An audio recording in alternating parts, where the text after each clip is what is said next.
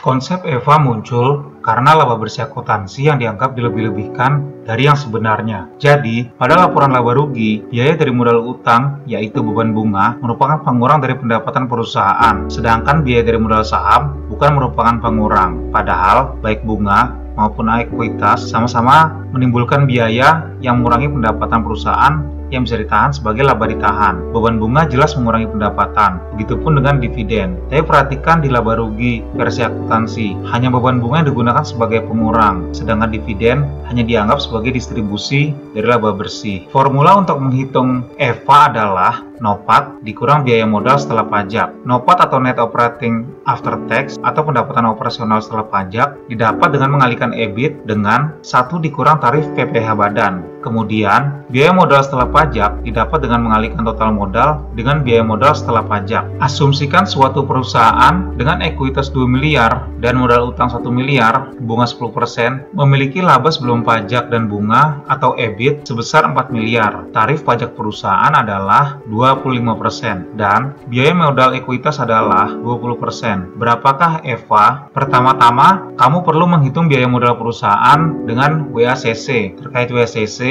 saya sudah pernah membahasnya pada video sebelumnya yang linknya dapat kamu temukan di kolom deskripsi. Intinya, WACC diperoleh dengan mengalihkan biaya modal saham dengan proporsi saham pada total modal perusahaan, hasilnya ditambah dengan biaya rata-rata tertimbang utang yang didapat dengan mengalihkan biaya utang dengan proporsi utang pada total modal perusahaan. Untuk mencari biaya modal saham, dapat menggunakan CAPM ataupun dengan diskonto dividen, sedangkan biaya utang merupakan yield dari obligasi. Biaya rata-rata tertimbang ekuitas didapat dengan mengalihkan biaya modal ekuitas sebesar 20% dengan proporsi ekuitas pada struktur modal. Karena nilai ekuitas adalah 2 miliar dan utang 1 miliar, maka proporsi ekuitas pada total modal didapat dengan membagi 2 miliar dengan 1 miliar ditambah 2 miliar. Biaya rata-rata tertimbang ekuitas adalah sebesar 13%. Kemudian, biaya rata-rata tertimbang utang didapat dengan mengalihkan biaya modal utang 10% dengan proporsi utang pada struktur modal. Karena total utang adalah 1 miliar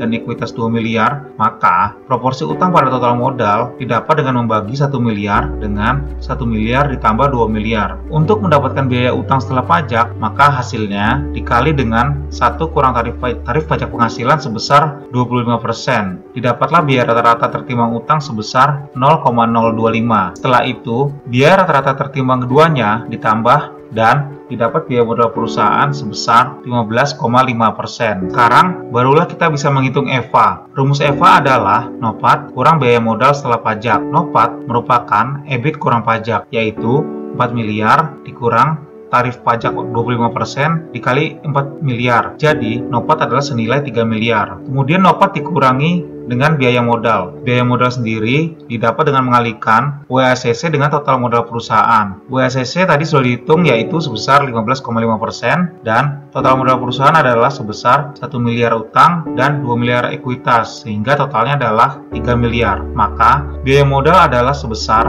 15,5% dikali 3 miliar yaitu 465 juta. EVA didapat dengan mengurangi NOPAT dengan biaya modal atau 3 miliar dikurang 465 juta, yaitu 2,535 miliar. Ini merupakan perbandingan antara laba versi EVA dengan laba bersih versi akuntansi. Lebih besar laba bersih versi akuntansi sebesar 390 juta dibandingkan laba versi perhitungan EVA. Hal ini disebabkan akuntansi tidak memperhitungkan biaya modal ekuitas dalam menghitung laba. Inilah mengapa laba bersih akuntansi dikatakan dilebih-lebihkan. Sekian video dari Financial Post mengenai Economic Value Added atau EVA. Jika dirasa bermanfaat, please like, subscribe, and share this video. Sampai jumpa di video lainnya.